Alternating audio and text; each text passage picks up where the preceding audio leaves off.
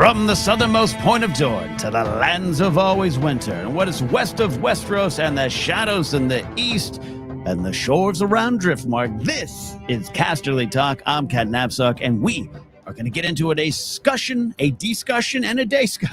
about episode 7 of House of the Dragon's first season, titled Driftmark. The director, Miguel Sapochnik, but, interesting note, Greg Yatines was supposed to direct it, but due to scheduling, got flipped around. Sapochnik stepped in, and Sapochnik, the man of the big battles, goes intimate for this one here. The writer, Kevin Lau, first credited writing for this episode, but he was in the room, so to speak, one of the producers of the show as well. Quick summary before we dive in. Oh, those simmering emotions. Nothing brings out those feelings quite like family. What is stronger, blood or a name? And that question is at the center of this episode as all of the unresolved issues, trauma, and whispered machinations come to a head as the next generation starts to quite literally tear each other apart. King Viserys I is clearly on his last legs, and his long-held desire to keep the realm, and more importantly, his family, together is slipping away from him as the truth of everything can no longer be avoided. Securing legacies, strengthening positions, and claiming what you actually want out of this world. There's a lot at stake as everyone gathers on Driftmark. Let's dive in. To do that, Alden Diaz is here. What's up, my friend? How are you? Oh, I'm stressed, but also kind of happy, which I think is sort of the energy that this episode left us with. It was packed. This was definitely, if you're a battles person, I'll say up front, maybe this one will be a little bit lower on your rankings, although we're not ranking the episodes here. But if you are about watching people, being people, watching people, watch people, if you're a Daemon fan. Yes, exactly. Watching people. Yeah. Yes, exactly. Streisand House of the Dragon covers coming soon. See, that's why you and I work together. I'm the old dog around this yard, but man, I can throw a Babs reference out there, and you know it. You know. Oh, me and my grandma marathon that live Netflix special of hers. But yeah, no, it's definitely a dense episode. I'm shocked at the amount of arcs that were moved forward about the spreading the wealth of character moments. It was the return of certain people, their first time in the 10 years later era, such as Rhaenys and Corlys, and Corlys's brother, who I forget his name, but F that guy. Yeah. You don't like Vaemon. You don't like Vaemon. Hey, Vaemon, for that eulogy. We'll talk about it. That was not the time nor the place. This is almost a pun, Alden. That was a salty eulogy. Oh, it was salty. It was salty, and it smoked quite a few people. We'll talk about sea smoke at the end of this too. What will become of my boy? Very interesting. Very interesting episode. Andres Cabrera not joined us for this episode, or Rachel Cushing traveling and other things. So we always value their insight. But I did promise Ace I would speak up for Sea Smoke if I needed to. So I got you back, Sea Smoke and Ace. Yeah, Sea Smoke, we're rooting for you, buddy. It's going to be a stressful time, but we'll get through it. But yeah, it's a stressful time for everybody, especially if you're short and you have bleach blonde hair, or if you're short and you have little brown hair. The kids are not all right. And this was a very stressful time. It was. And look, I'll start my overall reaction before we dive into some of the big moments and reveals and all them. I'll start with some actual honesty here. I was not in the mood for House of the Dragon tonight and this week. And this season, I keep saying it. And if you're listening to Casterly Talk, it keeps coming up because it kind of means something to me. This is a very somber show.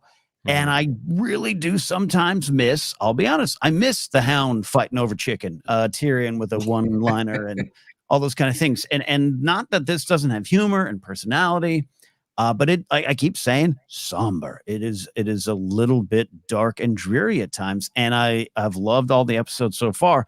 And we're covering it. I'm going to watch it. I'm not going to skip it. I'm a giant fan of this world, giant fan of this brand. And I sat down and I just had that all right, this is going to be a lot of whispering and a lot of machinations and not a lot of humor. And I don't know if I'm up for it tonight. And 14 so minutes in, I was like, yep, this is kind of what I expected. And I don't know. And then the episode ended and I immediately pressed play. And I got to say, this is why I keep coming back to this world. This was a wonderful episode. for a lot of different reasons. We're going to dive in. And I mentioned the Sapochnik thing up top. He's without a doubt a great director and a great director in this world and part of the team here, showrunner, at least for now. As we know, he stepped aside. But this note that I saw, I was looking on the Game of Thrones House of Dragon wiki, and that there was this note, and, never trust a wiki 100%, but there was a note of Greg Yatini's was going to direct this, and the schedule happened, and they needed to kind of get to episode 2 right away. So Sapochnik maybe slid over to that one. All this kind of director sliding thing here. Yatini's has got the finale. And I think it all worked out. Sapochnik has a reputation for the big things, and he nails them. But he's always got the small things. Hard Home, we love Hard Home. I'm even doing Hard Home. I'm doing Come At Me Bro Night. But that episode is also remembered for me and a lot of fans by Cersei licking water off the ground. And the quiet intimacy and the tension and all that stuff and the character work going on in that moment. So that was all present here. And so that's why absolutely at the end of the day, really loved this episode, was ready to watch it again and again. And for a show that is moving fast, and it's moving very fast, we're going to have a time jump next week. It really slows it down when it wants to. It gets it all in. And there are some great sequences here that they just took the time here. So that's my wrap up here. And I'll say this all before I kick it back to you here. I've seen a lot of people enjoying this episode, and I've seen some people saying, finally, this is the episode. And this is finally pulling me in, and finally House of the Dragon arrived. And I love that sentiment, because I love when people love things, when I share love from them. But I'll say this, I don't mean this as a pushback. I just mean this as an observation. I don't think the show finally arrived. I think it was building to this. And this episode succeeds on the backs of all the machinations, all the trauma, all the things, all the character work that's gone in before. And that's just why I love this episode even more. So I completely and utterly agree with that last sentiment there, and many of the things that you said, but particularly that, because as it happens on Casterly Talk, we're never comparing our 2 core fantasy shows right now, but they faced a similar sort of reaction this week of finally this. And it's like, well, yeah, finally this in very satisfying ways. But in the same way that Rings of Power needed to earn its epic action, this had to earn the emotions and the understanding of the characters that would then carry you through a scene like the post-funeral sort of wake, sort of / dinner. You need to understand, for example, why it should be unnerving to see the adults sending the children to bed and things like that. And that slow build, like you could not have done that right out of the bat, because like you said, right off the bat, right out of the gate, this idea that Sapochnik has just become the battle guy. Every director that is of note faces simplifications. The same way J.J. Abrams is not the mystery box guy. Rian Johnson is not the inversion guy. Del Toro is not just the monsters guy. Sapochnik sort of just ended up in that categorization trend. But he has reminded us here, like you said, with his work on Hard Home and things like Hard Home. Yeah, it's cool that John's like long claw can block a White Walker, but what does that mean for him? He's always invested in that. So when you see children fighting here, what does that mean for each kid? And what does it mean when someone pulls the dagger on someone else in front of all these people? What does it mean for the realm? What does it mean for the themes? And he's so keyed into that. It's why he became sort of the breakout of that first director roster. Yeah. And I think in a lot of ways, and why this team has been so strong, is because he understood that. Something like Battle of the Bastards is the biggest, and you can literally read chapters of a book, Fire Cannot Kill a Dragon, about the creation of that and everything. And it's all, we care about the size of that. Like we care about the size of Vagar, but I've seen Harry Potter ride a hippogriff that was the size of Vagar's foot, if that. It doesn't matter about size. It's about emotion. He could have ridden the actual pig from the last episode, but if he had wanted that, it would have landed emotionally for Aemond, who we'll talk about. But yeah, it's a perfect, like, this show does such a great job of bigness through smallness and smallness through bigness. Yeah, which is very hard to do. It's very hard to balance that, and it's easy, I think, for us as a fandom culture to say, like, finally I'm back to the schemes that I loved from the early seasons, but it's so much more than that. Yeah, it is. And to be clear, we're not saying that as a rebuke on anyone who's like, finally, this is the episode I liked. As I said up top, I really love that. And if it took 10 episodes and the 10th one was the one that pulls you in, welcome aboard. Mhm. No problem. We always go to Star Wars. We get it. But like, I love your entry points into Star Wars. I'm obsessed with what brought you in and what the 3 movies not connect with you, but a 4th one did, or a TV show did. And I love that stuff. I love even kind of studying it. So just breaking it down the season. No shade or anything. I saw some sentiments out there, and I was like, well, yeah, again, that opening scene, this funeral of tension, of high tension and stress, is only we only get that because of what we've gotten before. Which again, we're not saying any great insights. We're just literally kind of pointing and go, hey, that's why. But I think maybe because of the Rings of Power, because Rings of Power was experienced that this week too, and it's the biggest episode yet, without a doubt. It's probably my second favorite episode if we're ranking Rings of Power episodes now.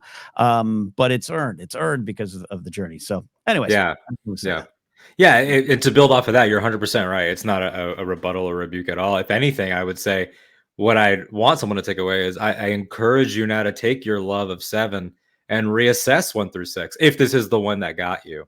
Reassess, see how it enriches things, see what you know now. We'll talk about this with Damon of what does get Damon woken up again. It gets him back. Now we have something to compare his sort of brushing off of Lena, or his 10-year retirement, and why he didn't want to go back. And in this episode, Viserys even says, come back home, and none of that works until this. And so it's good, backwards and forwards retroactive storytelling. Like there's always moments like that are beautiful in stories. Like the original Game of Thrones, when you get to season 8, controversial as it may be, and Tyrion says, you were the only one to his brother that ever that saw me for more than being a monster. And then you rewatch, you've layered it all in. And that's the great thing about these big epic stories. Yeah, and that's why we keep coming back, and that's why we love celebrating it. A lot of themes at play. We're going to discuss those, but a little tease of them. I mean, I'll say this: a lot of themes at play. But again, looking at my notes, I actually wrote down only 3 theme topics. It doesn't mean a lot of things aren't going to flow out, and you might have taken something from it. The themes are sometimes very present, and it's also how you connect with it. And blood versus name is the big one, and the fact that the amount of times that name, titles, and blood were said or seen in this episode, very clear. That's the big one. I also put down the idea of generational pain and trauma. Very clearly, you got the next generation just trying to kill each other. That was something. And this big idea that is all through the episode as well, and ends with a decision we're going to discuss that has changed, if you will, from the perspective of the storytellers in Fire and Blood, which is Laenor and what happens with him. But this claiming what is yours and what you kind of want out of this life, big in that as well. So a lot of themes, a lot of big moments. What's on your mind? What you want? Let's go to a big moment and start pulling stuff in here. I think we were not a let's break it down and recap type channel, but I think we have to start with the laying of the groundwork at that funeral. It is emphasizing the dichotomy between Velaryon and Targaryen, the 2 old houses of old Valyria, but what's different about them? How this is a burial at sea by water versus, the many that we've seen by fire throughout both shows, but Aemma's, in particular, in the pilot, and how those contrast, how the tones are different, how the eulogy is a loving eulogy from an uncle, but it's also a direct dig at Rhaenyra and her sons that are standing right there. Daemon's reaction. This is so packed, and even small moments like Otto taking the second to adjust his scarf where his badge rests, that tells you, oh yeah, he's back. And like, if you're a person that watches the next time on House of the Dragon, they don't say that, but maybe they should. Maybe they should bring those back. Those narrator voices. I'll take that job, actually. The idea that Otto is, even in the slightest of ways, asserting himself. Like, yes, this is I should be the fully groomed hand here, because he only sees goals and jobs, and there's so much character at play in that entire thing. My Otto's back, and you're gonna get in trouble. Yeah. Oh, you're in a DJ mood tonight. I can feel it. In trouble. Hey, yeah. Look, that I said like 14 minutes. It was going on and on and on. I mean, in a good way, especially on my rewatch. But I just love the time they took. And the note afterwards, always love going to kind of the inside the episode stuff of how this was like one of the first things they shot. So even the actors kind of didn't even know what to do with each other, right? There's a coldness and just a natural coldness there. You really felt the distance. And I just, because it explodes later in the episode, but this is a great idea to start here, Alden. We'll dive in. We can dive in beat by beat. I know you have a lot of thoughts on stuff, but I love that, again, 6 episodes in, but really that's decades of time in this story. And it just seems like you're all in the room and you're all suspects in a murder, not Lana's death, but just you're all, it's like, who did it? Like all your sins are coming to the forefront right here, and all the machinations and all the whispers. And well, we used to date and we did here, and you're all there. And you all have to be nice because it's a funeral and a family event. That's very real world, but it really, I just felt the tension run through all of that because of these characters. Absolutely. And you emphasize the amount of time that we're dealing with. Like, yes, it's been 10 years since our last jump, but then the episodes before that with the young women versions, that was time. But then we can back it all the way up to how the show started with the Great Council. That comes back here again with the husband versus wife debate between Corlys and Rhaenys that is still lingering over them. It's all this stuff imbued into every glance, every stroll around the funeral and wake, all of that, because these are people that have pretty explicitly done their best in many cases to avoid each other entirely. Corlys left court and never returned after Alicent was chosen. I'm sure he's been around twice. We didn't see the royal wedding and things like that, so that's not a literal statement. But for the purposes of the show, he's not been there.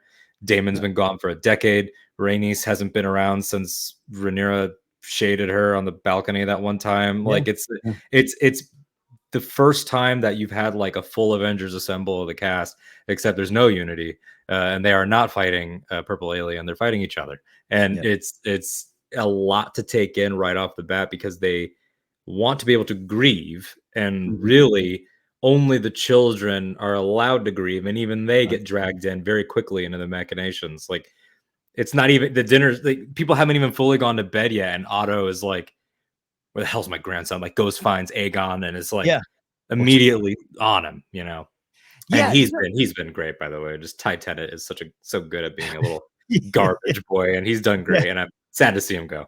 He moves on. I do want to give some props to Ty Tennant because, man, I hate Aegon, and that's it's not quite the Jack Gleason as Joffrey Baratheon, but I mean, never stop appreciating Jack Gleason's work. He made an entire world hate that character from the moment he stepped on screen. It wasn't what he did later on. It was the moment you first saw him. And Aegon's kind of got some of that energy, not all of it. Joffrey's a different cat, we know. I want to go, everything you said's wonderful, and I love it, and just the tension and feeling it, and Avengers deassemble as they all come together here. Let's start with the Vaemon in the eulogy. You're right. Half of it's all sincere. Let's actually make that very clear. It's all sincere. But it's not just, I did not take it. This is my interpretation, not take it just as a loving tribute to his niece, Lena, but also a rebuke and a comment on the situation around. It's almost as if he is adding fuel to the fire, which he might have a right to do. But let's start there. That's a great big centerpiece of this set piece, I should say. It's a great moment because they have, I mean, on the most surface of surface levels, who amongst us that loves this world does not like to listen to somebody talk in High Valyrian? They've fleshed out that language already so much because really only Emilia Clarke really got to explore it in that first show.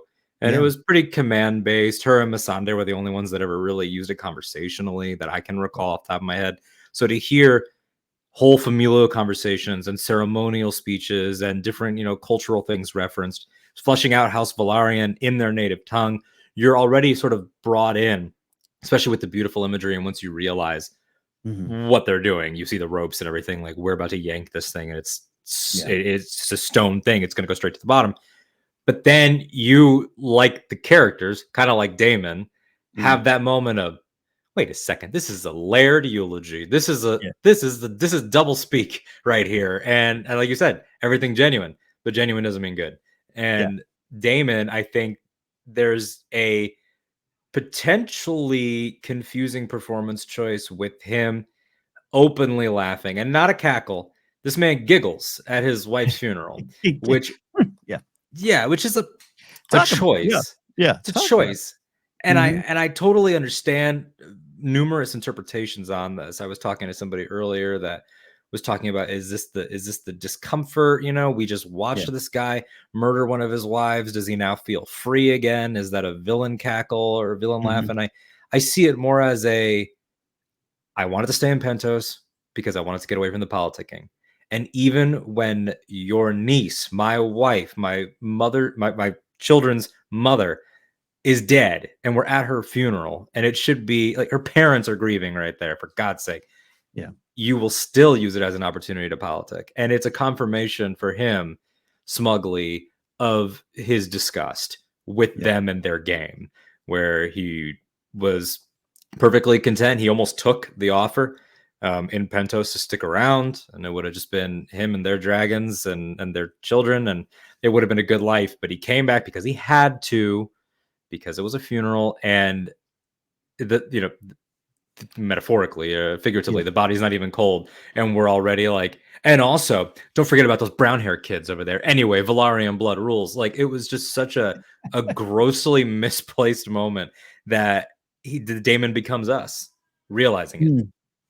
Yeah, there's this idea of Daemon the leaner, right? And they even say how Matt Smith says later on, like, I see Daemon as a leaner, and I love all those moments. He is, once again, Matt Smith goes almost an entire episode with not saying much, right? Very much at the end, and a lot of words said, and a lot of it in High Valyrian, like you said. But you kind of realize, God, I haven't heard him say much in this episode, but he's saying everything with his actions. And I thought that was one of I really enjoyed that moment, especially on second rewatch, of just, you got to get an episode that's about blood and name, and Daemon's disconnected from this Targaryen name, but maybe trying to figure out what he really wants from that. Again, trying to claim what is yours.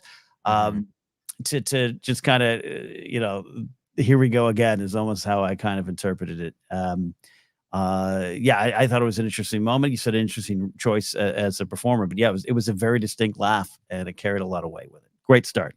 Absolutely. And, not to take it to like a macabre place, but like, I've witnessed people laughing at funerals before, because sometimes that's how you process it. And you have to think that people process sometimes the loss of their loved ones through the lens of their loved ones. So when one of my mother's aunts passed away, for example, my mom's cousins, all her three sons, stood there after her casket was lowered into the ground and laughed about how she would probably complain about the placement of her plot.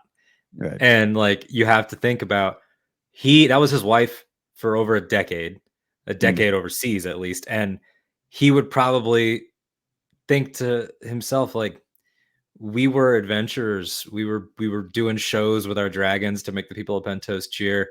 We were above this garbage, this doublespeak, this nonsense, this politicking. And Lena, if this was somebody else dead and she was here with me, we'd probably both smirk at this. And I think that there's some of that energy too. Yeah. No, I think that's there as well. And look, again, she wanted to go home. She had something. She had want to do that as well. We get Rhaenys saying that later, and no, without a doubt, the Targaryen name means something to Daemon. I think this is the episode where maybe he, I don't want to say figures it out, but it hits him what it truly means to him. But it all starts here. It all starts on this. It's not a family reunion; it's a funeral, but it's a funeral of family doom. It was.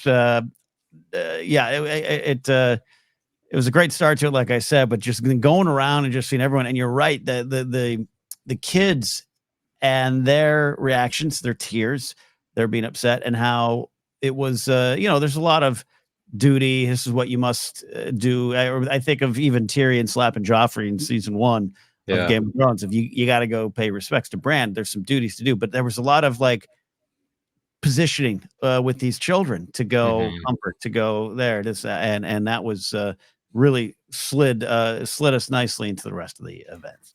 Absolutely. And it keeps everybody sympathetic. Something that we'll talk about when we get to the ultimate ending here, the Laenor ending and everything, is that this episode does a great job of being ruthless throughout and being brutal, but keeping the blacks that are not formally yet crystallized as the blacks, but kind of are with that shot of them, but keeping them sympathetic. Trust me, that was the football team waiting to go out that was a hero shot for sure. That was like, and here we go, 3D graphic, Entertainment Weekly. Like, yeah, it was. I don't want to jump too far ahead, and I think I'm stepping in on your thoughts here a little bit, but But the blacks versus the greens is, we know where we're heading, right? I think a lot of people understood that. Even if you're following the show and have no prior knowledge to it, you get that's what's going on with the green dress already. I really, at this point, maybe we'll do it later in the episode. Don't let me forget, Alden. I want to do a check-in on almost a sports kind of preview of the blacks and the greens and where they stand. I think I have some complicated feelings about who to root for. And I'm this one who keeps going to Allison, and I guess maybe I understand where she is, though I don't necessarily support where she is. And then this is an episode about people claiming what they want. What does Allison do? Once again, bad things happen. She causes some of it. Think of the Lara stuff last week, and she's always like, "This is what I want. This isn't what I wanted. This isn't what I wanted." And for her to have that quiet scene at the end with Laris on the boat, where she's like, "You're noticed. Your loyalty's noticed." However, I will say, at some point, I'll need some help, and I need it to be discreet. That to me was her claiming it finally, and I'm not necessarily rooting, but I just once again understand her. I don't know if that makes any sense, Alden. It's kept everybody entirely not sympathetic, but understandable. You can empathize with them if you've ever had certain family members like Otto, for example, who we'll talk about and things like that. So what you're saying ties in with what I was saying. Like it draws the battle lines more firmly than they've ever been drawn.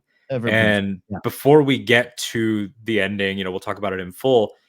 Despite the compassion and kindness shown toward Laenor by the story itself and by the characters in story, and some of the clever ways that on a rewatch you realize that Daemon was being genuine about some of the stuff he said about Laenor, things like that. Like when he says like, "Well, then set him free," it sounds very villainy.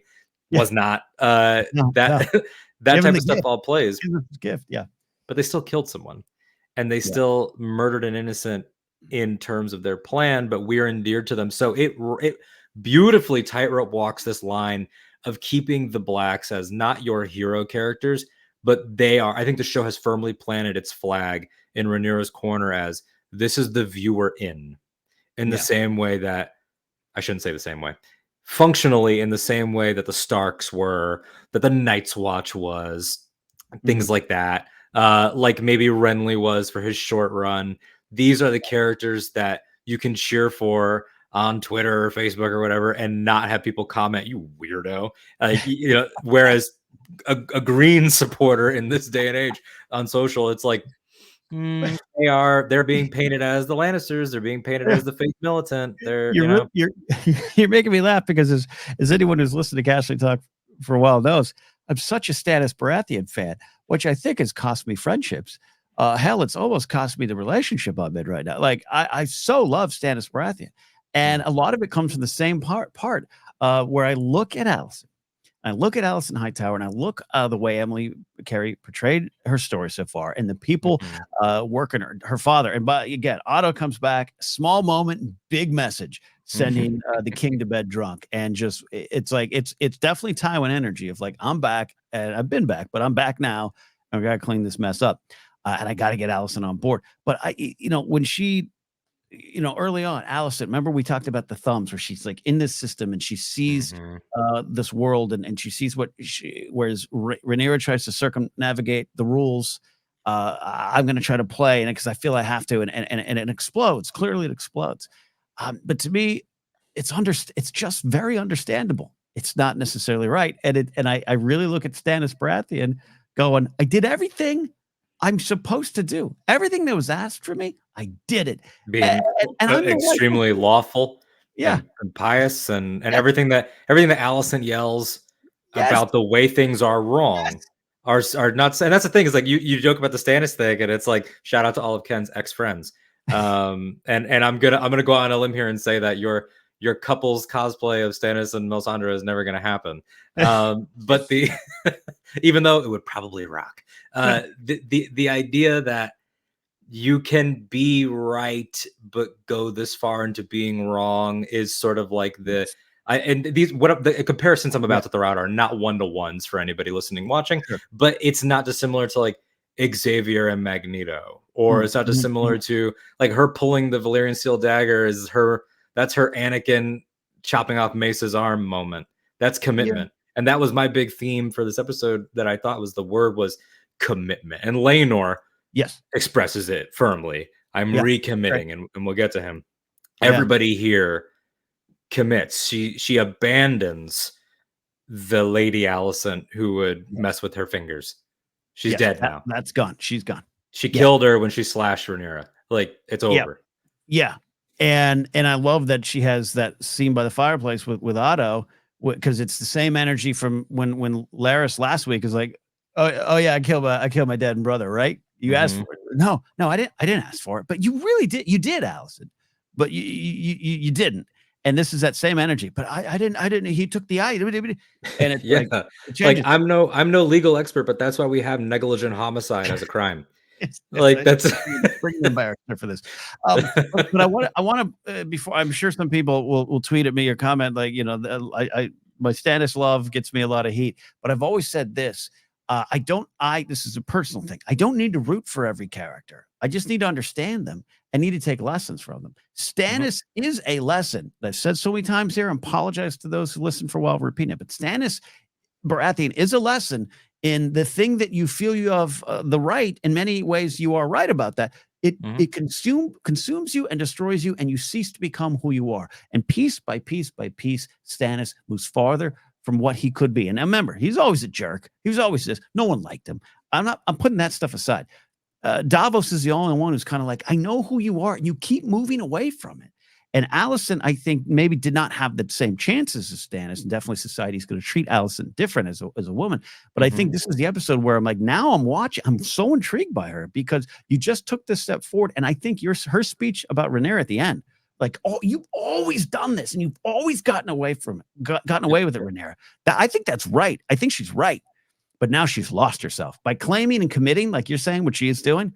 I think she's lost. She's so far removed from that girl. I'm so intrigued, and there's going to be, I think already is, but there's going to be some big lessons to learn from this and apply to our own lives. Absolutely. Well said. And what you touched on there with like the Davos comparison, and again, just to back you up, no one's saying it's a 1-to-1, but those ideas of there is no guiding light in the Greens in the same way that there was a Davos. And when you look at someone like Cersei, the Cersei Alicent comparison that will always be there, especially like this was Otto's most Tywin-esque scene so far, I would argue. Like, you could hear Charles dance almost reverberating in your soul. But even Cersei's children were sort of 3 layers. Those 3 kids were 3 layers of humanity that get peeled back. Whereas Alicent has already been told that her kids are the challenge, that her kids are this. Their relationships as parents are different. You can see the way that she always snaps on Aegon, and the way that she doesn't have a sort of like wanting to get another little boy's eye and stuff like that. Those are not early Cersei moves. Not early Cersei.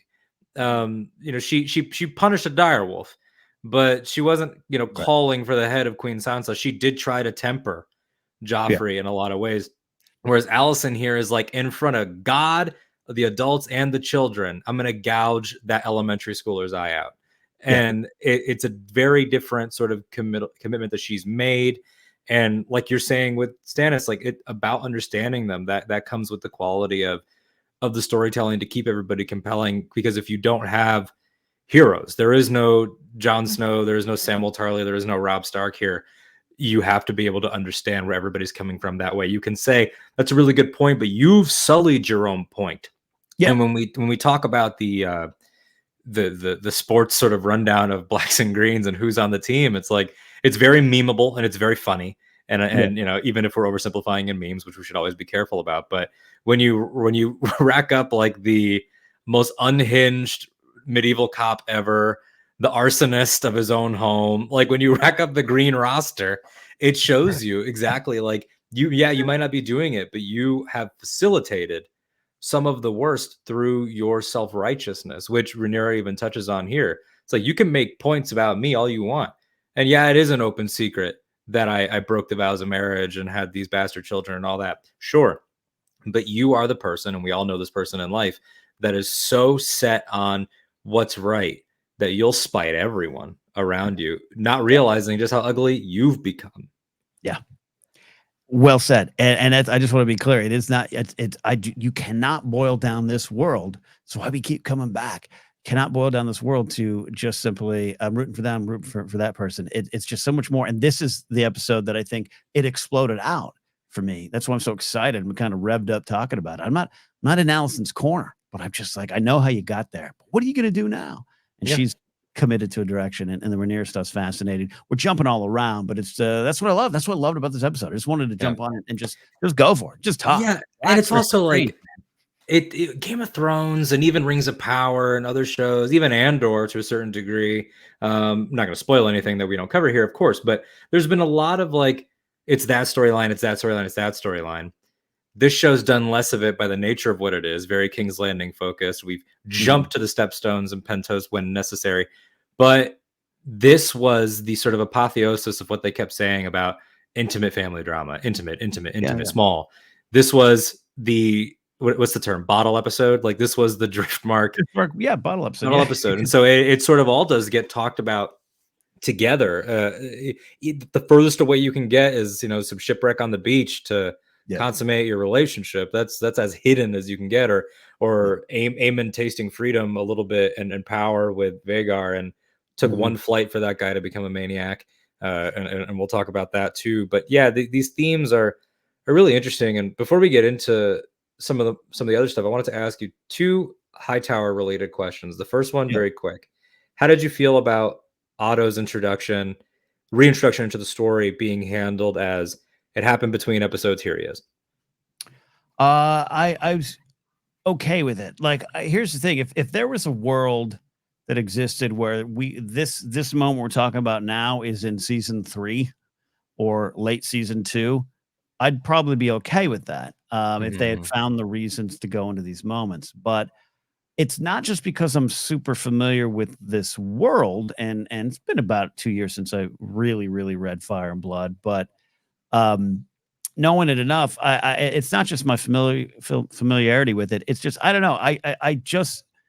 I'm the one who fought a lot with folks where I'm like, yes, season 7 and 8 Game of Thrones did move fast, and I think there was some stuff lost in that. I definitely admit that, and can understand that. But I'm the one who just, I don't need to see Davos and Jon on a ship for 3 weeks. I don't need to worry. Do I need to worry about how far Gendry ran and how fast? Sure, but I don't give a damn about how Dany got there. I just care that she got there. That's all I care, and that's not for everyone. No, and it's audience training too. Like you and I are Star Wars guys. As one Pablo Hidalgo has said, how much time is an empire? It moves at the speed of plot. And sometimes you have to accept that. So I agree with you. To answer your question directly, no, I was so happy to have Otto back, and I just kind of, you knew at the end of the last one, that's why Lord Strong is gone. He's removed so that you could call Daddy will come back, and your husband will make him hand. So it happened because I don't need to spend time with it. You know what I mean? And I thought it was handled so well. And just again, Otto's back, and you're going to be in trouble, and Aegon's in trouble right away. And just the way they played that scene at the fireplace later on, when he's just kind of like, you got to get it. But oh man, I saw because it's a crazy scene. And then, again, we'll go into more details. I know we're jumping around all of them, but like when Otto's just like, when she's like turns around to be like, yep, you're right. I've done this. I've done wrong. Even my husband told me to shut my mouth and keep my cool. I totally get it. You can almost feel the thumbs. She's almost starting to dig the thumbs again, right? And I love that Otto's like, oh man, I finally saw what I've been waiting to see. Oh, this is great. Oh, I love the way that played. I'd rather spend time with that than worried about when he got that damn insignia sigil back.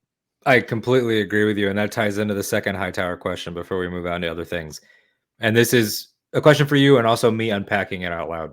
Do you think that out of everyone involved in the Greens, a lot of them at this point, I think we would agree, are irredeemable, especially Larys and Kristen Cole.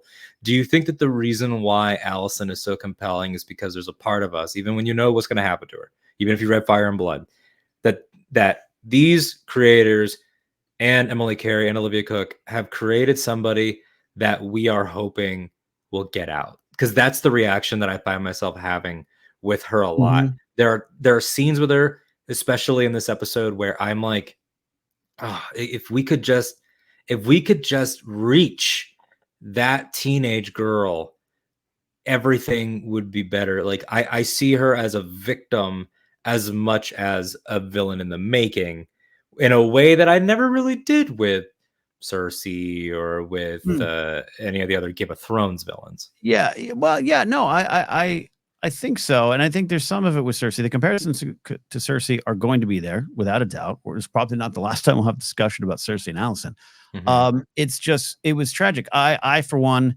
like Cersei's death because she has this giant hole in her soul and she tries to fill it with the kingdom, and the kingdom is what kills her. Yeah. And there's lessons there. And I'm not saying, it's not happy. I do not come to this show for complete happiness, but I come here for hoping some of the characters get to experience it, and I think it's a little bit with Alicent too for me. Yeah. You want better for her because you also and I want the world to have treated her better, and Rhaenyra, and that's yeah. I still think it's the point of this show. And now we have these two women literally fighting each other, one charging the other, but trying to take her son. Rhaenyra might be in the right in that moment here.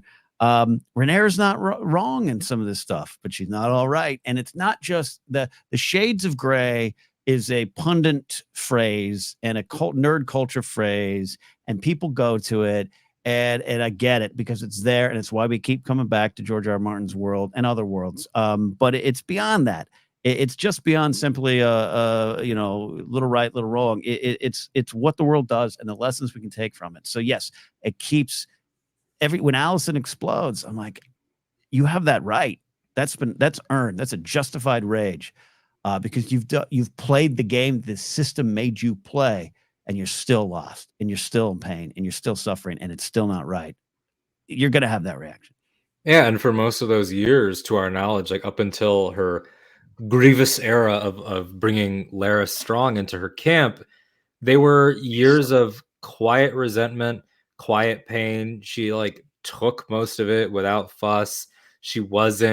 There was no, like, to continue the Cersei, comparisons, but differences too. Like, she didn't have like her Jamie on the side. She wasn't scheming. Yeah. She didn't anything. She took it silently and like tried to play her role as a cog in a machine, and that's what separates her, I think, in a lot of ways. Yeah, she took one for the team. She took it like a champ, and she's got a decrepit old husband, who I think has a warm heart. We're going to talk about him later. Just wrapped in a lot of issues, but like, yeah, you played the game, and you got your asshole father send you into his room early on. That was the point of the first 5 episodes, right? In a lot of way for these two characters, and it's paying off for me. Where it she was a naturally kind person that got used. Kindness was used. Kindness was used, and I'm just fascinated by it. Again, it's not as simple as I'm rooting for Alicent over Rhaenyra. I'm rooting for a world that would treat both of them better, and I'm fascinated by the lessons that are pouring out of the show. And that's why I love the moment where he calls her Aemma, because that was, yes, you could make the literal arguments of an older man, riddled with literal holes by disease and just this sickness, and it's the way it's weighing on him. Sure, a moment of senile behavior, perhaps, but it's also like symbolically, thematically, it's the confirmation that despite doing everything perfectly, you are still but a replacement. You will never be equal. Yeah, you're still number 2. Yep. Yeah, I don't know. I always use the example with Stannis of the prodigal son's brother. I've said it before. A biblical story of the prodigal son runs off and returns and is celebrated, but the brother who stayed is not, and how that weighs on him. But the 100%. Yeah, and that's something I've experienced personally, something I've experienced professionally, where you're like, but I'm doing all the things right, and I got 12 views. Yeah. That's real pain. Yeah, no, it's true, and it's like, and you add in that, like, and I'm gonna pull the dagger out. Not only was she the second wife too, she's the wife that, by realm rules, succeeded. Aemma was not producing the male heirs they so wanted, and that's horrible, and it's wrong, and it's awful that she was judged by that standard, that they are looked at as baby making machines. It is awful. Yeah. But by those rules, the Lady Alicent was the queen everyone wanted. Otto says that. You've ended over a decade of uncertainty. Yeah. You've done all these things, and it meant nothing because you are an afterthought to the king.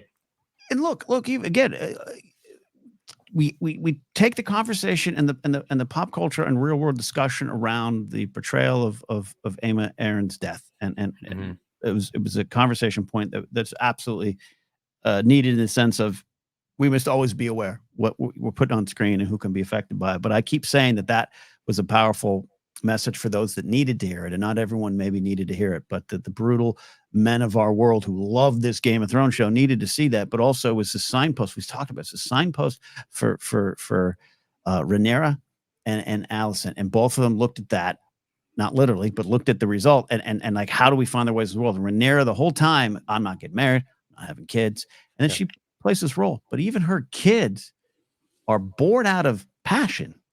There was probably a little bit more pleasure in that experience for Rhaenyra than Alicent. That's got to even upset Alicent. Not to take it down to pure sexual satisfaction level, but just like you even when you start to play the rules, you get what you want. Yep, and we've seen that, and you brought in the comparison of like professionally, like we've all been in that spot. It doesn't matter what job you're in, where you're like, this guy's 5 minutes late every day. And gets the same wage. Like everybody has had that thought, even when you can separate yourself.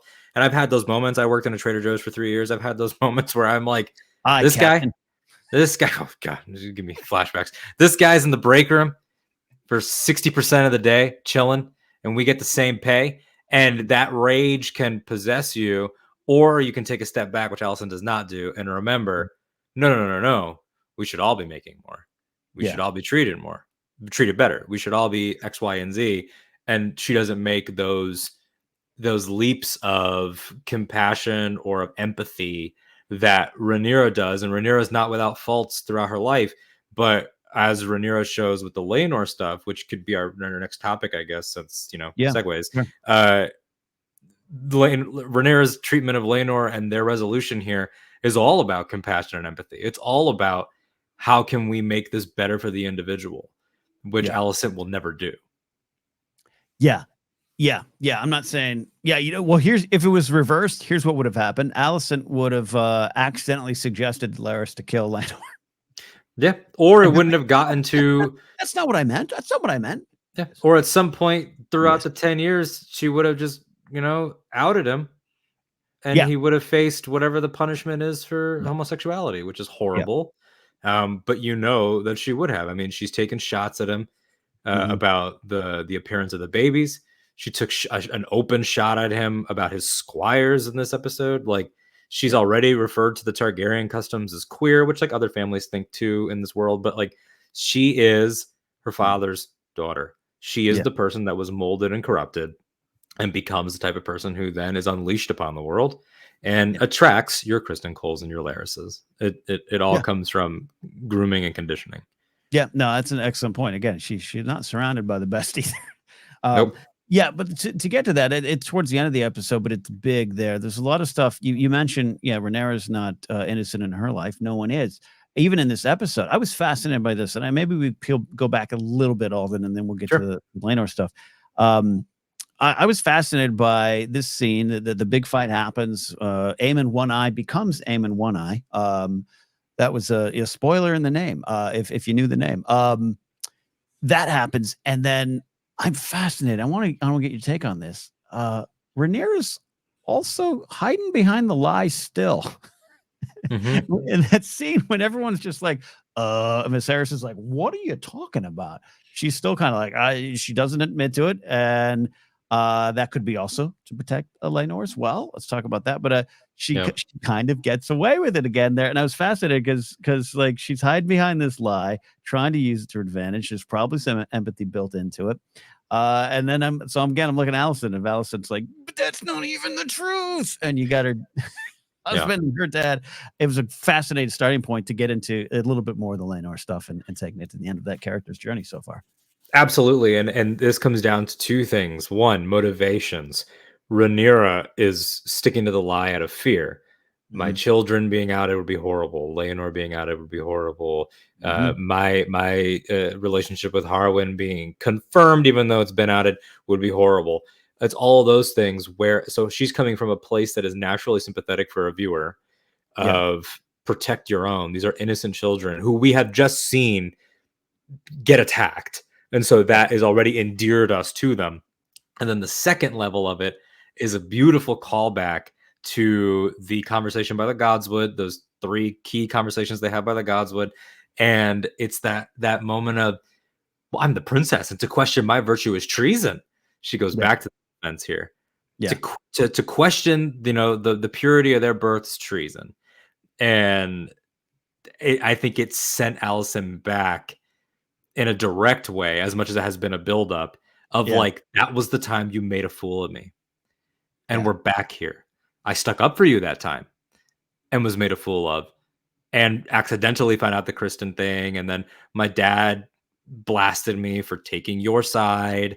And I think that the use of the same defense of, well, I'm the princess, except this time it was, well, they're the princes, but it was the same functional defense. And I think that really is what, like, everyone has that person in their life too, where it's like, you've been saying this for years and you're always doing this, and insert whatever relative or friend you want. We all have that of like, here comes the catchphrase. And I think that really sent her. And again, I think Rhaenyra is right to protect her children, of course, especially after what happened to them, because everyone with a brain in the room knew who the instigator was. I had a brief moment of pause where I'm like, they can see on the young ladies that they were punched too. Like, why isn't Corlys or Rhaenys speaking up? But I think there was an understanding. Well, first of all, I mean, again, the world is horrible in this fantasy, and so it's like, they probably, even if they did a full formal investigation, the girls will probably be the last people asked. But it's like, even then, it was never in question what happened. I think the whole room believed Jason Luke. I think Aemond and Aegon, like, even Allison is grabbing Aegon like, you're a fool. But I don't think it was even about like, we need to find the truth. I think it was a mutually understood thing. But it was a moment of the pain is unpacking, and how's it going to fall? And the only person with the authority to shut everyone up is the person without the spine to do anything about it. Oh, Viserys. Let's say Viserys. You want to get into more Laenor stuff, right? Yeah. Just expanding out of that, he's not present there, which is a key moment. A key lack of moment. His absence. Allison takes that shot, but him realizing the boys were hurt, Rhaenyra was hurt, my sister's dead. He sort of lists his failures, and I applaud the show for creating characters that, in a world like this, really stayed true to the original arrangement. The original arrangement is invoked here. This is what we said we were going to do. And it makes you think, like, is this sustainable? Because everyone knows, and is raising all these questions until it, if you're a book reader, uses your knowledge against you. And if you're a show viewer for the first time, you're like, oh, well, that got so brutal. How could she turn? Now, all of a sudden, I have this moment of when I thought it was going down and I thought he was dead. I had a moment of confusion of, why snap that one guy's neck? I guess maybe he was a guard. He didn't look like a guard, but David, all right. So I was confused about that. But then I thought, oof, I resisted it. I hit a wall. I was like, I think it's too early for villains on villains. I think I'm losing redeemability here for me. And then boom, suddenly a compassionate act, an act of kindness, and an act of truth.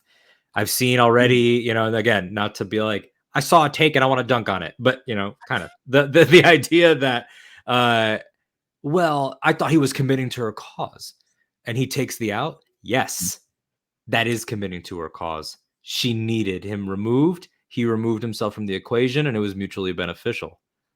That's what I love. He says there's this great moment, and so many wonderful acting moments in this episode. And Emma Darcy has this amazing one here where they just played so well here, where Laenor says to Rhaenyra, you deserve a husband. The look on Rhaenyra's face where she's like, yeah, and it ain't you. It's Daemon. And who knows what words were said after that. Now, at what point is Laenor in on the plan? It's not there. Doesn't matter. Doesn't matter. And they play it so well, and the way it's cut back and forth. I like you. The first viewing, I had the same thing. I was like, "What was it? Wait, who was the body?"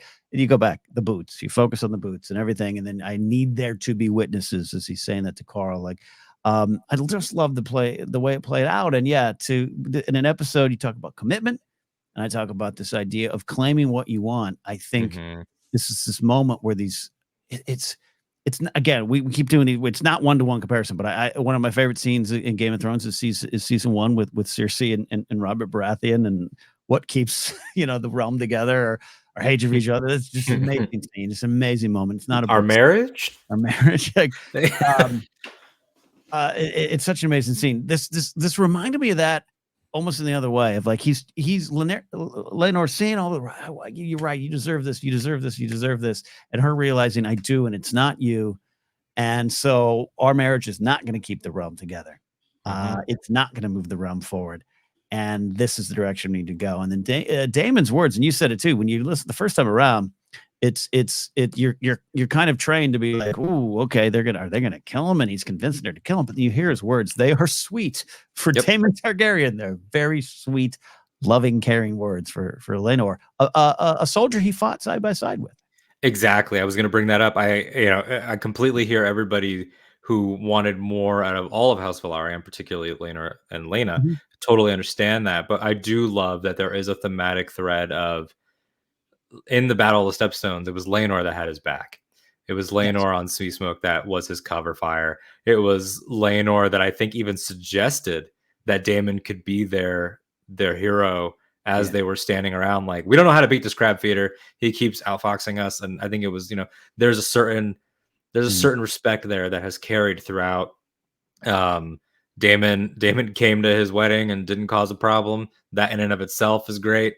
By Daemon's standards. So, and for Daemon to have that sort of empathy for him to want to be in on it in this way. And again, they still murdered someone. This was still, from their perspective, a casualty of war, but they have endeared us to them so much at this point. Again, blacks are not good guys, but they are as opposed to the greens, the blacks are the more understandable party right now. They're full of more votes, more of a righteousness. Here. Oh, absolutely. Yeah. We've got tons of counties for the blacks here. Lord Kornacki comes out. But yeah. Driftmark, too close to call.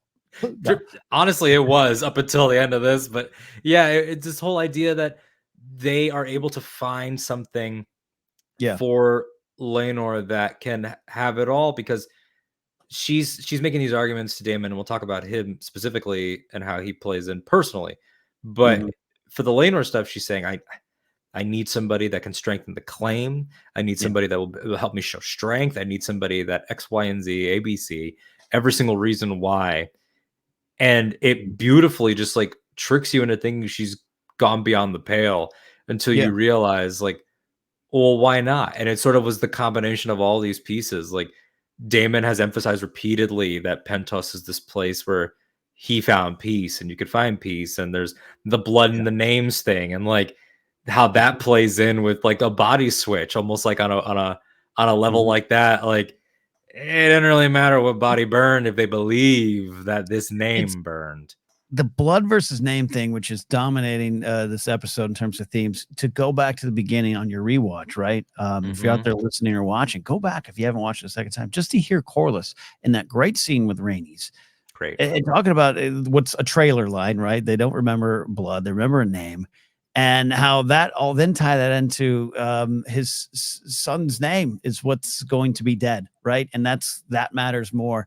And his son's blood gets to go live on under a new name, a new life, the life that he wants to claim. It was just, I don't know, it's an interesting to track that through the episode. I really love the ending. Really, it is, and it's a great sort of almost series of moments, and they're not in the right order for the connection that I'm making, but. You have that conversation with Rhaenys. He declares it. A little bit before that, what he's speaking to was rattled a little bit by young Luke.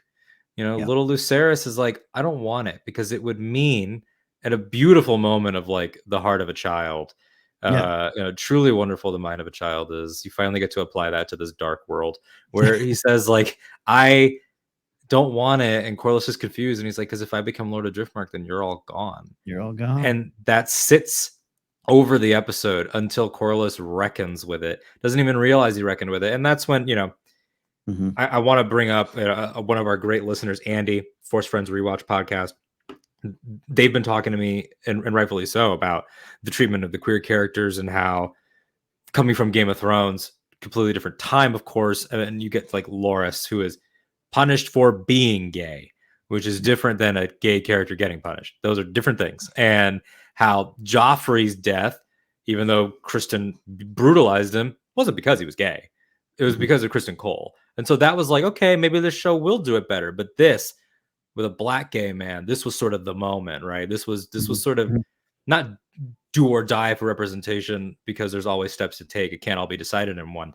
But we were celebrating in our Twitter DMs this because it was an ownership of compassion, of kindness, of the swashbuckling life that he wanted, to get away from this that he wanted. And I brought up the idea of, I'm seeing some people, upset at Laenor for not telling his parents or letting them in. And Andy brought up a great point. So shout out to you, Andy. This idea that, how many queer kids have to sometimes just walk, and, like they loved him, but they also were very much of it's a phase. Well, Corlys straight up says that, and Steve Toussaint's doing a great job. Of course, I really love Corlys, and there's so much in him but in this episode I want to talk about. But yeah, you're right. He does and Corlys is more interested at this point in the names, which, to bring in a little conversation about him. Then I want to go back to your excellent point, because I'm not done talking about that. Corlys has this stuff with Rhaenys where it's like, no doubt he sees the world in terms of names and titles, because he had to crawl ahead of everyone else. You got the old Targaryens everyone loves, and he goes and makes his name. The 9 voyages are about him going out and claiming his name and his title and his riches. Wasn't given to him. He claimed it. So he's going to have that world. And he ties that to Laenor. And I bet Laenor at some point probably just got a little like Allison, like, I got to play within the system. He tries with Rhaenyra. I love that moment. To bring it a little back to what you're saying here, Alden. I love the moment. I've already seen it tweeted out as well, where where he says that thing. Like, I sometimes just wish, the gods didn't make me this way. And she's, I'm paraphrasing, but like, no, I'm glad they did, because of who you are. You're a good man. You're compassionate. That's hard to come by. I love that moment. And as the show plays with what we're so used to in this world, or any kind of show like this, where week to week we're waiting to see what the machinations do, we're waiting for the big reveals. I too thought, wow, they're going to kill Daemon and Rhaenyra are going to kill Laenor. That doesn't seem right. And it turns out, no, it wasn't right. And it's an ending. You mentioned earlier, it's an ending. It's a compassionate ending for Laenor. It's an empathetic ending for him from Rhaenyra and Daemon. And if you may, and I want to come back with any points you have. I did want to discuss this. It's not a change from what we've known before. You said it so well. Your book knowledge, Fire and Blood specifically, might be used against you, or your wiki knowledge. If I may, this is from a wiki of Ice and Fire, which is a great wiki I go to as well, just to get some information. There's also the one from Fandom, the Game of Thrones House of Dragon one. This is all we know at this point coming in this episode. Laenor was slain by his friend, Sir Carl Corey, while attending a fair at Spicetown in 120 AC. The merchants present reported that the 2 men had been quarreling before the blades had come out. Septon Eustace insists that Carl had killed Laenor out of jealousy, believing that Laenor had become enamored of a new younger male favorite. According to Mushroom, Carl had killed Laenor on behalf of Prince Daemon Targaryen, although there was no shred of proof for this. I love that the creators of the show and the writers of the show and the producers of the show looked at that information. I know they were looking at a little bit more, pages and pages, and said, what can we do with that? Yeah. What can we do with that? How do we honor this character? And how do we honor the story? And how do we look at what Rhaenyra and Daemon would do in this moment, particularly Rhaenyra and also Daemon, who fought with him and had a certain bit of loyalty to his father, even, you could say. I love that. I love that I can't call it a change, Alden, but I love what they did with this information. They played with the unreliable narrators so well in this episode for this particular character, Laenor, and his end. Yeah, not changes, but revelations, illuminations, these ideas and these takes that, much like the issue of Rhaenyra's virginity and how that went down and what was going on with her honor, and was it Daemon, was it not? All of that was played in a way where it's like the audience gets the answer, the characters react thusly. Yeah. This is another one of those situations. We get the answer, the characters react thusly, and who knows? Maybe there is an off-screen mushroom that saw them by the docks and saw Carl and Damon, and maybe that will be a rumor that we hear about for seasons 2, 3, 4. Maybe that will hang over Damon. I think you had something to do with what went down at Driftmark. Who knows? But that idea is so well explored here in a way that was able to preserve the flow of events, but add a layer of empathy and add a layer of understanding for everybody, including Rhaenyra. You brought up that scene of the "I wish the gods didn't make me this way," which again, I'm a heterosexual person. It's not my experience to speak to, but from friends' experience, family experiences, that moment of reckoning of like, am I wrong, is something that you see in a lot of stories that deal with queer themes. And for Rhaenyra to jump in and immediately say no, I think emphasizes a connection that I love between her and Viserys. And it's different issues. Where she's talking about her husband's homosexuality, whereas with Viserys, it's about a genderless monarchy, I guess. It's a line of succession without gender, regardless of gender, as he says to Corlys. Both of them, as father and father and daughter that have always been so close, they have an out of time quality. They're too progressive for this, which is not progressive by any real metric, but they're too progressive for Westeros now. And they both have been bonded by that.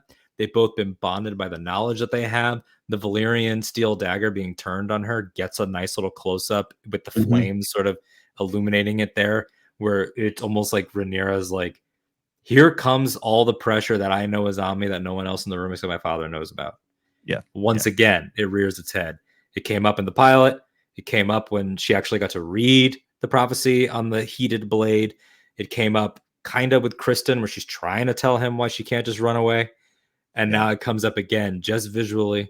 It's a very George Lucas-y move of like, I'm just going to show it to you and you deal with that. I love the visual storytelling throughout. You see that a lot with, obviously, with Viserys and everything that's going on with him. But yeah, they just a beautifully handled thing again. And if anybody in our listenership and viewership wants to comment or contact us about your experience and how this made you feel as a step up, as a change from the way that things went down in Game of Thrones, which was significantly less fair to its gay characters, let us know, because it was a oddly optimistic note for this show. I will never use the word hopeful for House of the Dragon, but you felt hope for someone in House of the Dragon. Well, yeah, and look, there's this line here that Rhaenyra says, "Fire's a prison, the sea offers an escape," right? And I wrote that down, even kind of not in meant to attach it to this, but escape can be. There's a lot of meanings with that word, right? You can have the cowardly runaway version, you need to escape, or you can have what it actually kind of means, which is to get out, to go. And Laenor in the story is dead, and we don't get to see him again. We really don't. And to know that in this version of the story, he has somewhat of a happy ending, that's so rare in this It's world. so rare. So think rare. about the ones that you can actually legitimately just name off the top of your head. There's so few that are purely happy. Samuel Tarly and Gilly, is what Samuel Tarly, Gilly, I'll submit hot pie.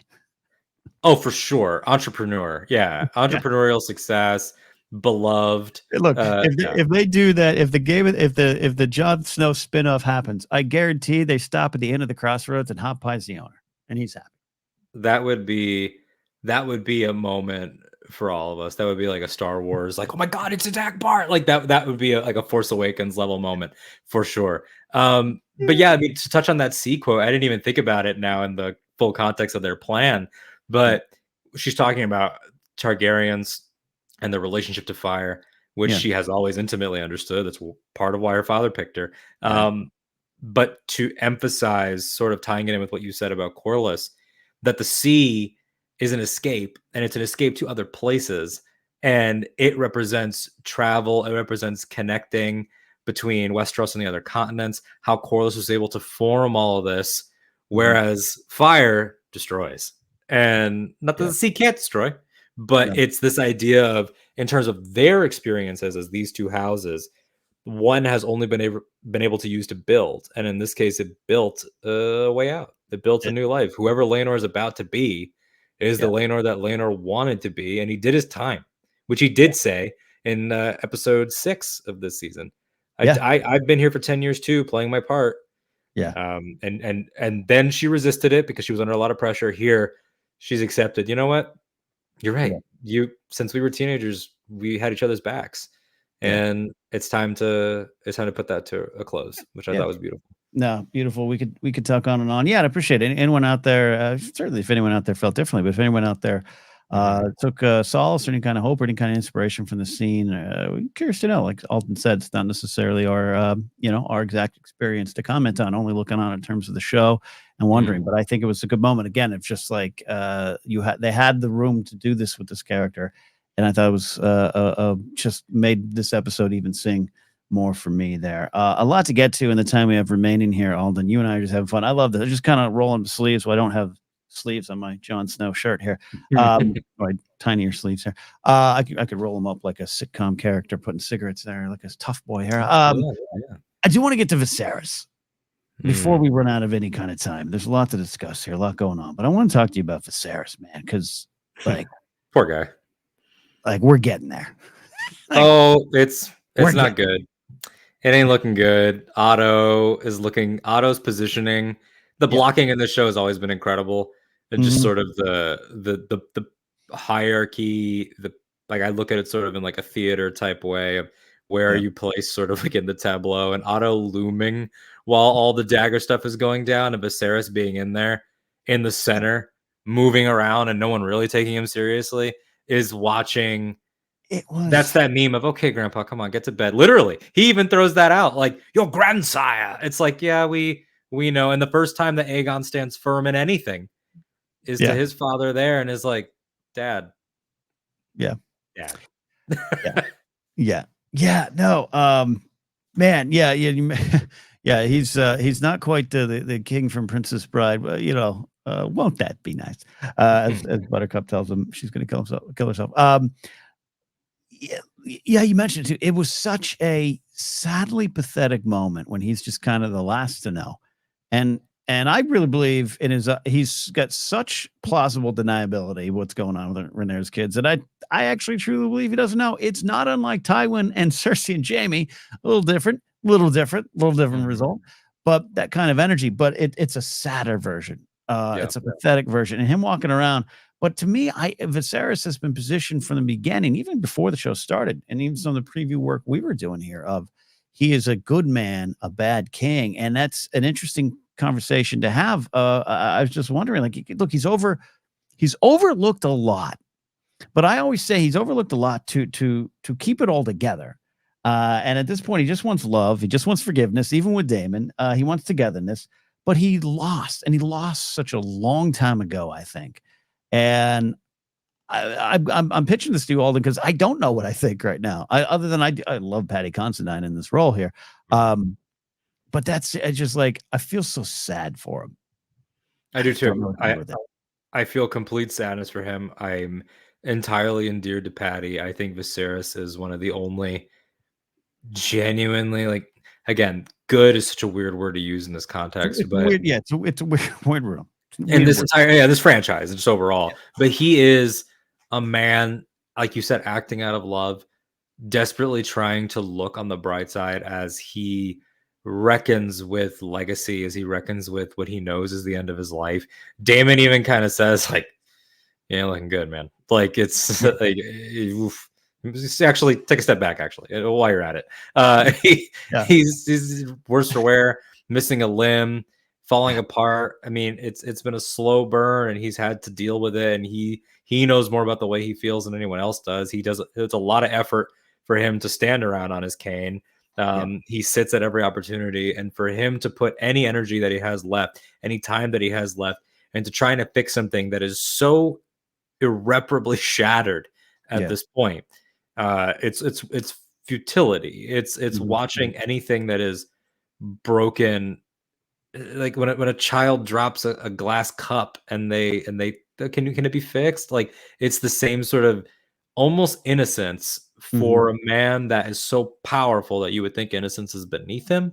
It's Mm. very interesting. He's sort of Yeah. the children in the room had Mm. more gumption and No. spine and gall, like Yeah. when Aemon steps up, and Yeah. Aemon and Vagar will be one of our last notes, I'm sure. Yeah. Yeah. Yeah. Absolutely. Want to talk about But that? Aemon stepping up and being the actual one to put an end to it, the Mm-hmm. small one, the smallest one, the pathetic one, the hurt one at this Yeah. moment, is the one that's like, it's enough, it's a fair trade. That's when everyone listens. Not Yeah. to Viserys, and his words have meant less and less with every episode of House of the Dragon so far. Yeah. Oh, 100%. That's a good point. Especially if you go back to episode 1. Oh yeah, he's still kind of running meetings, isn't he? That's a world Yeah. apart. That Yeah, in seems like episode 1, another the realm swears fealty to Rhaenyra on his word. Yeah. He is able to handle Daemon. He is able to do all these things. Episode 2 is the hunt. Little Mhm. trouble killing that stag, right? Yeah. But it's a little trouble. We can get over it. Get drunk. It's fine. Every Mhm. single time, he's become less and less effective.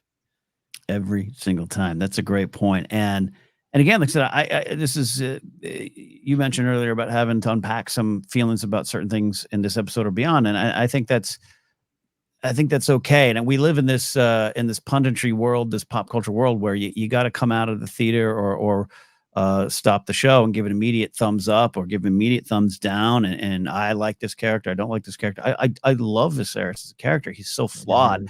And I'm just still unpacking what I think about it because of what the show is saying and what are the lessons to pull from it. He is a good man. And I don't think that's ever been, and again, he's done some things that are wrong. He's made some decisions, the Amos stuff. But I'm not talking about the real world discussion around it. I'm just talking about the in-world thing. He is still a product of his time here, even though, as you said, he's a man at a time in some ways. He's got the burden with the prophecy hanging over him. And it just, what's the lesson? I keep going back to the thing. He is a good man, but because he was afraid of confrontations, that's the sin that is leading to where we are right now. And confrontation is it's a hard thing. I'm not great at it either.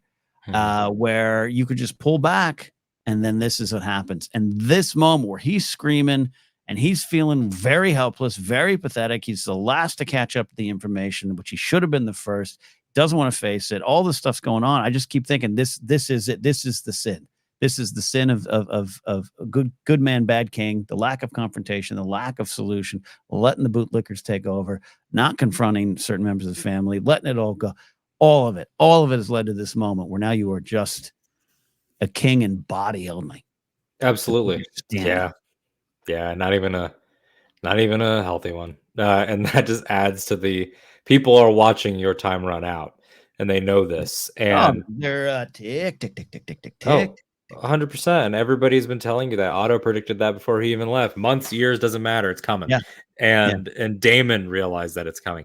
Alicent's been realizing this because she has witnessed in intimate settings the way that he's decomposing. Everything is coming to a head, like you're saying. And because it's in the context of this prequel, and because we have experienced Robert Baratheon, Joffrey Baratheon, your Renly, your Stannis, your Balon Greyjoy, all these kings, we have a frame of reference for what they are, and so we can give him like this. You're not bad, but at the same time, you failed in familial ways. You failed in interpersonal ways. Lionel gives him that perspective of you continued Jaehaerys's peace, man. You continued the great peace. There has not been a problem. There's been ups and downs, but you'll be remembered as somebody that could sustain, that could bring us through the next era. And that's all true.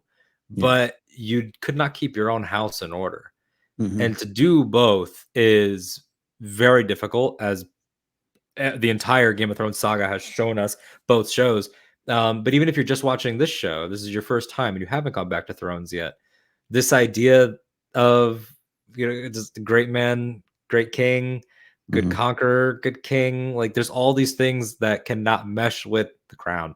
He unfortunately was just not the one. And to bring up the Rhaenys stuff again in this episode was a wise move. They remind us of that from time to time. And I think this might be the final word, maybe for them as a married couple. It seemed pretty definitive. This was the most heated that it got, especially on the day of their daughter's funeral. But you see Rhaenys, who has such a quiet, like, cunning and such a quiet resolve, and how she was ready to make a big move. She was ready to make a baller move. She said, today's the day, skip them, go straight to Daemon's daughters. Let's do it. She showed that she had the queenly spine that she was never allowed to actually use. Yeah. No, I love that scene too. I love, again, because I just was, I was ready to love Corlys, so I do, just because of the character's history. I think the 9 Voyages, should they ever do that story as a spin-off, animated show, live action show, whatever, I think it would be spectacular. I want to see it. He's such a fascinating character, but all these characters in this world, they have these giant flaws, and him, this obsession, because even what he's saying, right? It's like, I loved his point of view here of, this is they took your crown. I'm trying to get it back in a way. Isn't that good? And for her to be like, I've moved on, I've changed, I've let that go, and we can change our future by doing this. And him not understanding that or not being willing to do it. It was a fascinating conversation. And that sort of ties in with what we were talking about, about your Stannises or about our real life comparisons. Like, Corlys is the guy that did do it all. Literally did more than anyone else, at least in this era, has actually. Maybe Oberyn Martell will surpass his resume one day, but it's this idea that. But even Oberyn was the prince, right? Exactly. Yes, he was born into it. A little bit of a spoon in his mouth. Had the power to go and do it. Had the ships. Had the training. He took the spoon out of his mouth and started feeding people all over the world with his Oberyn. But in many ways.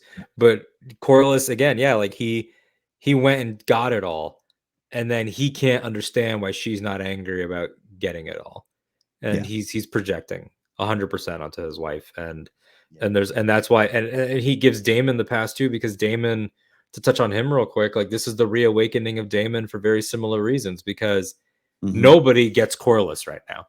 Nobody. There is no. I understand you, Corlys. That has not happened, and he's frustrated by not having that, and now his children are gone, so he's gonna have less of it, which is why he'll turn to the Blacks as their great hero shot. But Daemon could not be woken up by his brother, by his wife, by his kids. It took Rhaenyra saying, you know what, man? Don't come home for home. Don't come home for court. Don't come home for a job. Don't even come home for what Lena was saying, like, we're the blood of Valyria, dragon riding adventure. None of that worked, man. Come home because F them. Come home because I know you got the fire in you. I do too. They do the old marriage ceremony of the blood, which, fire and blood. Like that, he woke up finally because the one person that's ever spoken his language spoke it and got him. He was content to retire, and now he's back in the game. He just walked. Daemon has re-entered the game. Which also, as we always say, we always track these moments where exiled Daemon returns, and everyone's like, "Yeah, he's back." Yep. Love what you're saying. I think the two big things we still need to discuss before we get on out of here on this fun episode is what we're talking about now, and we'll get to Vhagar and Aemon, because I think it was some of my favorite stuff in the episode. But I love what you're saying here about Rhaenyra and this theme of blood versus name. Correct me if I'm wrong, I'm interpreting what you're saying as Rhaenyra looks at him and says, don't return for the name, return for the blood, which is me, and also you, and the rest of them. It's almost, again, you and I are doing a lot of these comparisons to the old series tonight, but it's a lot of that Jaime and Cersei energy, where it's like, F the rest, it's about you and I. And then once again, we're in a weird situation on Game of Thrones where we're like, oh yeah, we're rooting for this. Wow, this is a relationship that shouldn't be. But we're in this world, we're in this fantasy world. So I really liked it. And the beach scene, I thought it was played well. And to end on her eyes, Rhaenyra's eyes. And in the series you and I talk about, not a lot of happy endings, not a lot of moments out there that people can go, that's joy. It was more than joy. It was this comfort, acceptance of the situation. It was I don't know. It really worked for me just to watch as that love scene ends, to focus on her eyes and see this through her eyes here in this moment, what it means, and then also to know the words she said to Daemon to kind of get them all back into this. I thought it was well done. Absolutely. I thought it was elegantly done. It was tasteful. It just felt like it was a moment of compassion that both of them had been without, especially because we're actually, we're spinning out of a conversation where she's talking about the failed attempts at intimacy from the forced marriage Yeah. and how this one has, it's been building. And Yeah. it would have happened when she was 18 if it had been her choice. She was Right. ready. And for it to finally be now, there's the talk of I'm no longer a kid. They're fully formed individuals now. And for it to happen in this way, it awakens them both. They align together, like you said, like sort of like the us against the world that the Lannisters would have a couple of centuries later. This idea Yeah. that they embrace the blood in contrast to everybody else. This is both of them. He's finally found his way back in that appeals to him. I think it was great that Viserys tried one more time before this happened so we can have that contrast. Yeah. And then for her, this is like I'm now carrying the scar. Literally, they give that maester the line of dialogue. It'll heal, but it'll scar. Mm-hmm. This is Rhaenyra is done making an offer. She tried. Yeah. We're That's what family. We once upon a time we were friends, and I'm proposing this marriage. I'm proposing this gift. I'm proposing this solidarity, and it was denied. Here she showed up just for a funeral. She's getting smacked down again. Now they've hurt her children. Now it's on. Like from her point of view, Game on, man. you've earned this. I think is what she's really feeling. Like Allison, Yes. you've earned this, and Yeah. you have, and now you have earned the combined powers of both of us. You have earned the two of us and Cyrax and Caraxes now. With that great Monday Night Football starting lineup photo of the Blacks. So good. It's so Daemon good. Targaryen running back. Dragonstone. And you know what? This is a good segue because what does Otto say? The boy did a great thing getting Vhagar on our side. I'm not a sports guy, but that sounded to me like a draft moment. It really was. It really was. He drafted Vhagar, Allison. I was going to say, like, oh man, we're ending on Aemon here, but Aemon One Eye, this moment with Vhagar, it's important in terms of the pieces. That shot of them flying, off at the end there. You got the frail king, but you got the dragons. Vhagar being the biggest and oldest living creature left at this point that we know of, right? First of all, I just loved seeing it. And I'm not. This isn't about liking or disliking Aemon, or agreeing with what he did. Right? Finders, keepers, losers, weepers. Here we go. Playground rules. But I just love again. We talked about top. This season's moved very fast in terms of years, but it really slows down and takes its time when it wants to and when it needs to. And I loved seeing the claiming of a dragon, so to speak, the taming of the dragon and Vhagar and everything about it, and the birds getting hit in the face, all this stuff. Not necessarily for a character that I love, or I'm not rooting for Aemon One Eye there. But again, a show that has a big theme this episode of claiming what is yours in the world, and this is what he wanted, this is what he was picked on, this is the pig moment, everything. So a little complicated feelings, Alden. I'm not rooting for him, but I really love this scene. Yeah, it's definitely it gives you mixed emotions because when isolated, it's very archetypal. It's very classic. This is, like I mentioned earlier, Harry Potter writing Buckbeak in Prisoner of Azkaban. This is any time that anyone in any teen movie has ever gotten the car.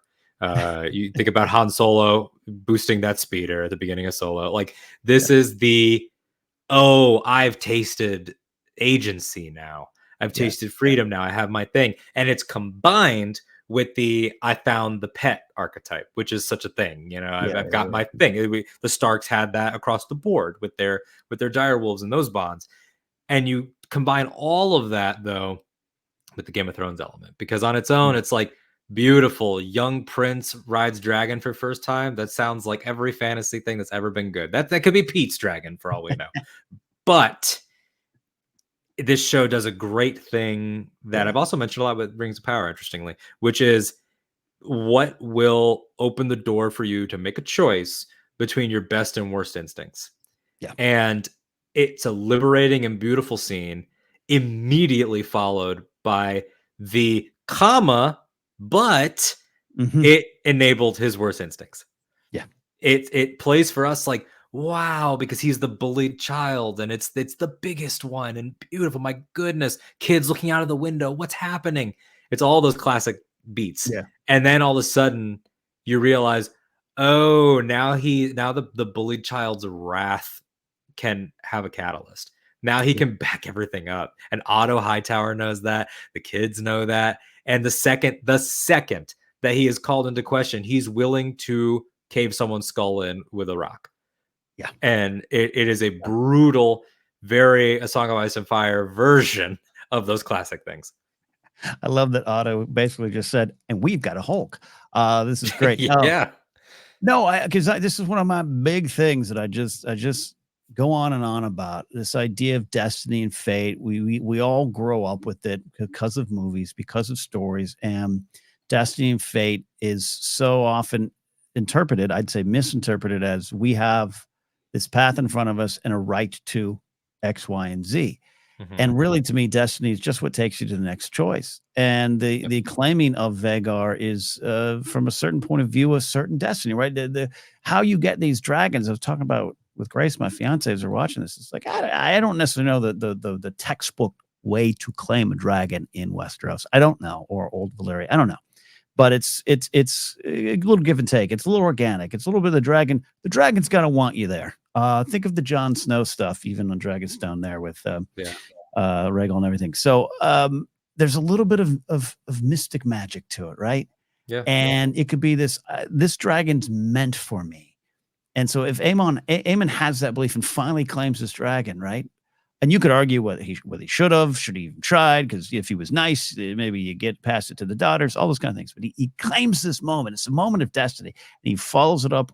It really just leads him to what's more important, which is the choice. That's the karma you're talking about, and why I think it's such an interesting scene for this world, this fantasy show that we all love so much. Destiny always leads you to a choice, and he made a bad one after that, paid for it, and we'll see what happens. Yeah, that's one of my favorite things that you brought up here. You brought it up on Force Center with Joseph and Jennifer before about like the misinterpretation. And again, we're not saying we're right, but there's the common interpretation of destiny as predestination. And Yes. that's not the case. You know, I've talked about this a lot with Finn, with people like Finn in Star Wars doesn't do what Finn does because the Force possessed Finn. The Force said, this would be a good thing to do, but it still takes the individual to do that. And he was presented by these kids saying, that was our mom's dragon. We were supposed to inherit that. She just died. And that was his moment of the universe essentially saying, Aemond, you could be better here. You could not be the bully that they were to you. And he takes it up to the worst levels.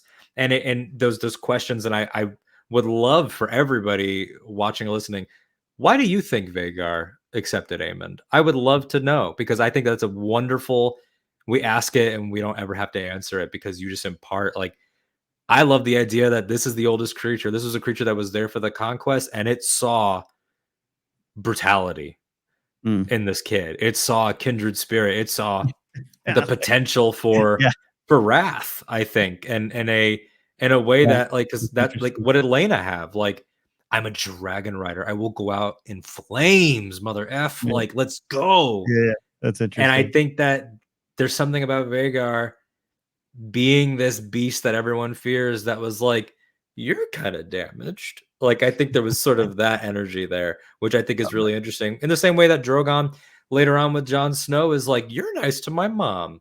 Like, the dragons have that agency. And it's like a silent sort of conversation that happens there with just the Dohairis, chill. Very interesting. Chill, treat, get you a treat. It's like trying to tame a chihuahua. Trust me there. All right. We've got to start wrapping up this one. We could be talking for a bit. Lot to unpack in this episode. Maybe some things we're leaving on the table. I understand that, but we got to it. Got to the big stuff there. So final thoughts in this episode before we move on out. Yeah, my final thought would just be that I loved it. The more I've talked about it, the more I've loved it in this hour and a half. And thanks to everybody for listening. And shout out to all the young performers that took their last bow tonight in this world.